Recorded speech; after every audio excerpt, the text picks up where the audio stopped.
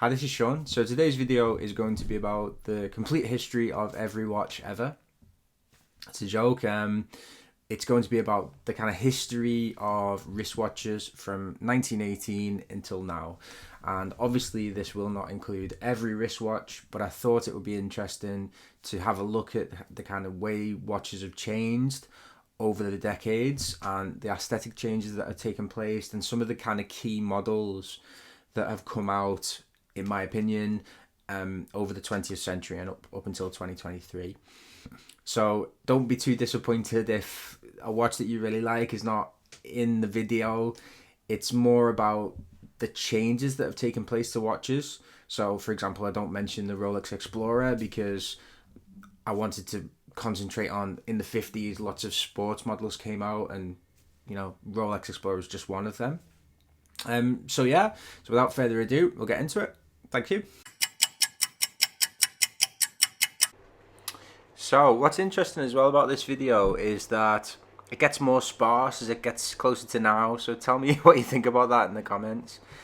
So 1918, the Cartier tank, Art Deco design, which was ahead of its time, influenced by the tank that Louis Cartier saw in the First World War and the start of our journey through the 20th century.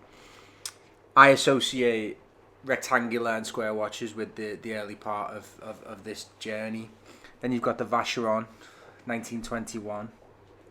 Again, it looks like the 20s for me. And it's something that's recently been re-released and an important historical watch in its own right.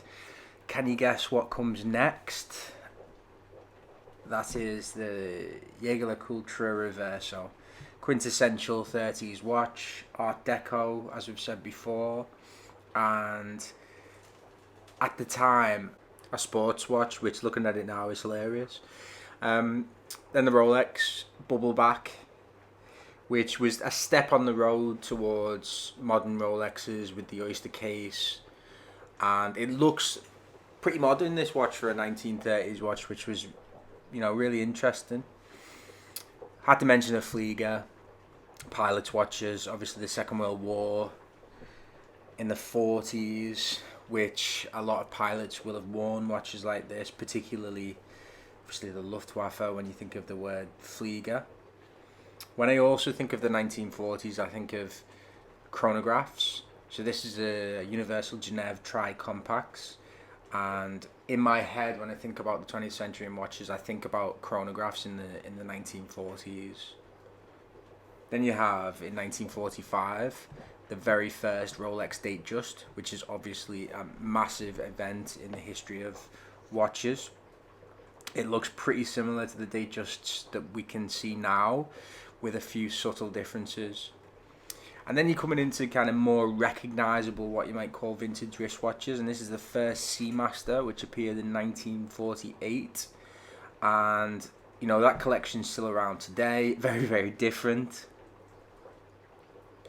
The 1950s, for me, was the era of the introduction of important sports watches. So this is the Blancpain 50 Fathoms, which was released in 1953, and there was a spate of other sports watches that are still important now, released in the 50s, including the Submariner, which was also released in 1953. You could also talk about the Explorer, the GMT, all of these watches released in the 50s and that are still important and still around today.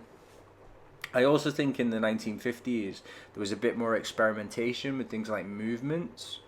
This is the Universal Genève Pole Router, which had a micro rotor in it, but also you had electronic watches and things like that being invented, which is showing innovation.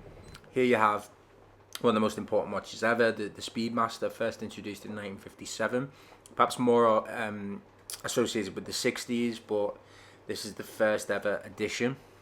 And I think the 50s, in guitars as well, it was an era of experimenting with designs that looked a bit car-ish, if you like. So this is the Hamilton Ventura, famously worn by Elvis, and there were other watches that were a bit funky like this in the 1950s, including the Bulova Accutron Space View. And I think this was released in 1960, and it attests to the fact that people were obsessed with technology and space and things like this, and this is a very funky watch. Then into the 1960s, I associate the 60s with chronographs as well.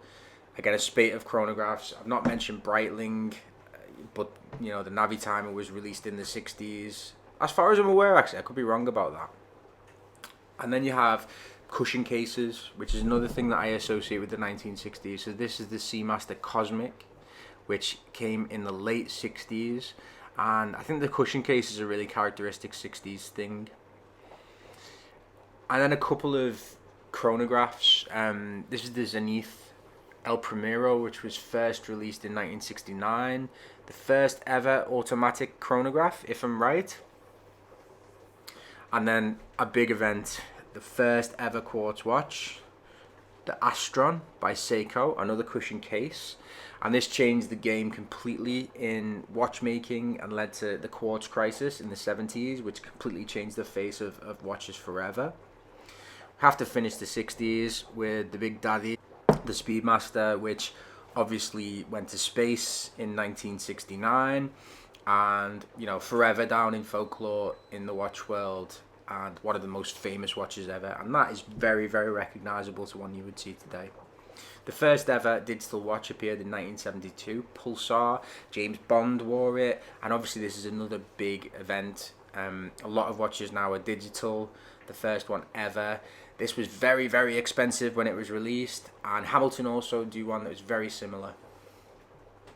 Another really important design, the AP Royal Oak in 1972. 10 times the price of a Submariner, the first ever luxury sports watch. And obviously this is still a really, really important watch, and people still wear this now.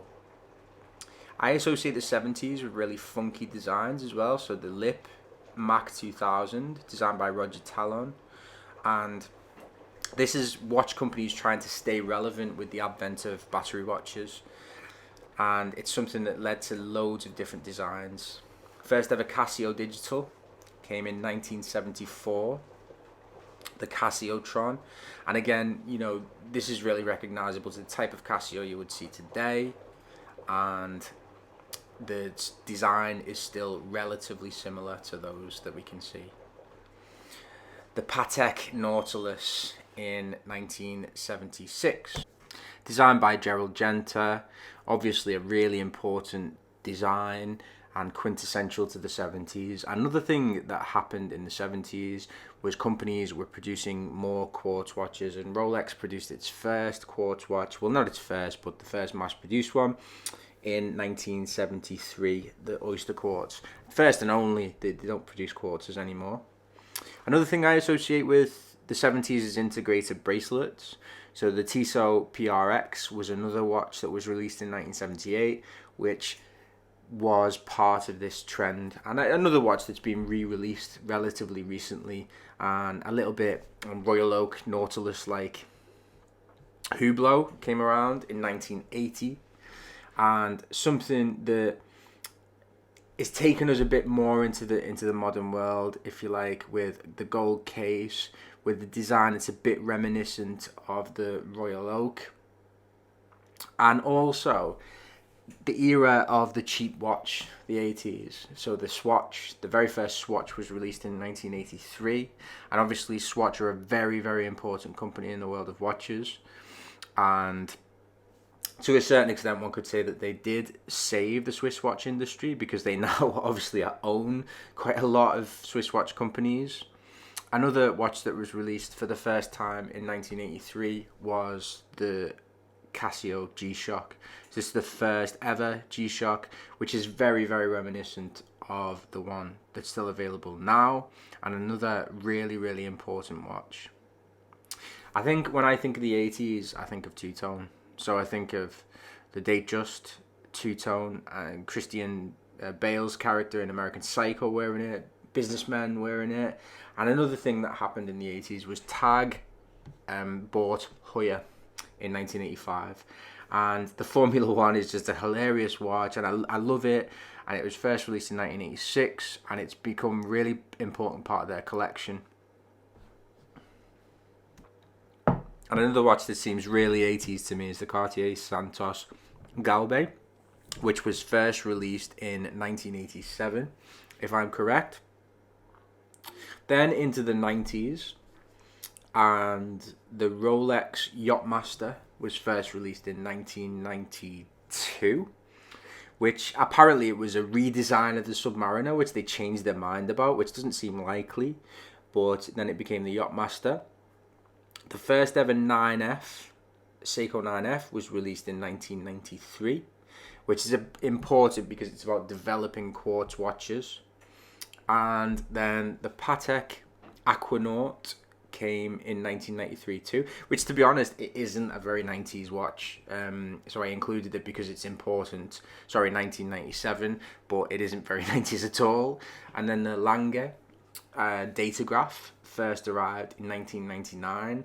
Again, an important watch, but not very 90s in its aesthetic. I think about rectangular watches when I think about the 90s, but maybe that's just me. Then Richard Mille. The very first Richard Mille, the RM001, was released in Baselworld in 2001. And this was about, ultra luxury watches, which is a relatively new thing. Rolex and their Super Case was released in 2010, which changed the Rolex catalogue and made them look like they are now. And, they looked relatively similar for a long time before this. Tudor re-released the Black Bay as a heritage model in 2012. And obviously Tudor have gone from strength to strength since then. And this was the first step on that road. The Apple Watch 2015 came the introduction to the very first Apple Watch, now the most popular wearable device. The same year, TAG jumped on the bandwagon and introduced the Connected. And this is going to come more and more from watchmakers, I think. And the last watch on the list is the Moonswatch. I think this might indicate a new development in the watch world, where a more highbrow company is paired with a one that's less so. So tell me what you think. What's coming in the world of watches? Haven't missed anything out? What is your favourite watch of the 20th century? Let me know in the comments, and thanks very much for watching. I did try to make this entertaining and interesting, and if you like the channel, please subscribe. Thanks very much. Bye bye.